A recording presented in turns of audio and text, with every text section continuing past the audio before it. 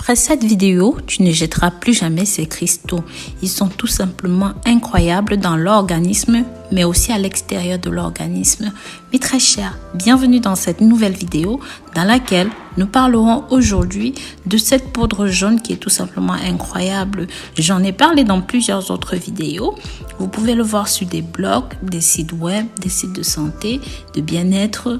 Mais avant de rentrer dans le vif du sujet, si jamais vous êtes nouveau, même encore vous êtes nouvelle, que vous n'êtes pas encore abonné sur cette chaîne, n'hésitez pas, abonnez-vous, likez et commentez, mais surtout partagez ceci pour que ça touche un maximum de personnes.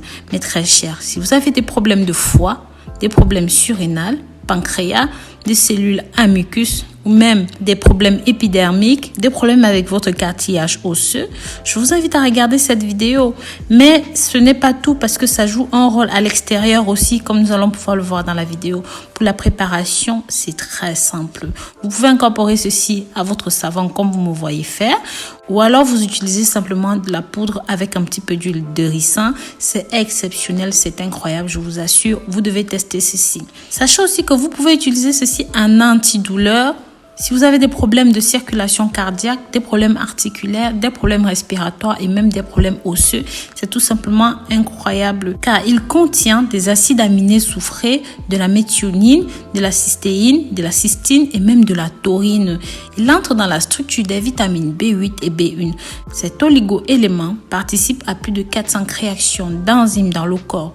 Il a des effets anti-inflammatoires utiles, notamment pour les sportifs. Ceci embellit également l'état de votre peau, mais aussi de vos cheveux. Il est souvent vendu en complément alimentaire que vous pouvez trouver directement sur Internet à raison de sa grande teneur en oligo-éléments. Quant aux vertus et aux propriétés de ceci, je suis sûre que beaucoup d'entre vous ne savent pas que c'est un produit étonnant puisqu'il se retrouve dans de nombreux tissus, mais également au cœur de nombreuses réactions enzymatiques. Cette substance s'utilise alors sous la forme d'oligo-éléments. Mais très cher, si vous avez des affections oréelles, le soufre, depuis longtemps, est utilisé pour soulager la sphère oréelle, c'est-à-dire le rhume, le nez, les congestions. Ceci va modifier le terrain pour limiter l'apparition des troubles et même de ces infections. Ces vertus sont antiseptiques, décongestionnantes. Maintenant, si vous souffrez d'infections cutanées, le soufre a de nombreux bienfaits sur la peau. Il est utilisé comme modificateur du terrain de la peau pour des problèmes, par exemple en thalassothérapie. Ceci est utilisé pour les problèmes généralement chroniques comme le psoriasis et même l'eczéma. C'est pour ça que vous pouvez aussi utiliser ceci localement pour lutter contre l'acné, la dartre, toutes sortes de démangeaisons cutanées. Pour vous qui souffrez de rhumatisme, comme on l'a dit plus haut, c'est tout simplement exceptionnel. C'est d'ailleurs l'une de ses utilisations principales. Cet oligo-élément lutte contre le rhumatisme, l'arthrose, la tendinite et même ça a des vertus anti-inflammatoires. Ça soulage beaucoup de patients. Ceci traite aussi les fanères. En raison de son importance à la constitution de certains acides aminés, le soufre est également utilisé comme complément alimentaire pour la beauté des ongles et même des cheveux.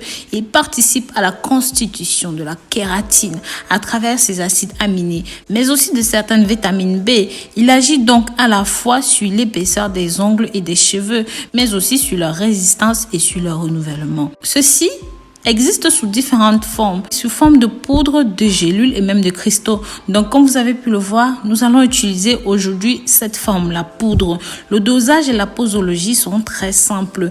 Vous ne devez pas, si vous le consommez, dépasser 13 à 14 grammes par jour. Si vous l'utilisez dans un savon ou même dans une préparation, comme vous pouvez le voir, utilisez une cuillère de ceci pour 100 grammes de savon.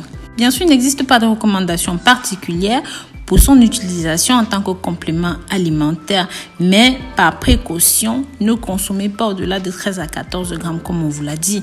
Les femmes qui allaitent les enfants, ceci est déconseillé pour vous. Et bien sûr, si vous êtes asthmatique, allergique aux œufs et aux sulfites, je vous assure, mes très chers, consultez votre médecin avant d'utiliser ceci.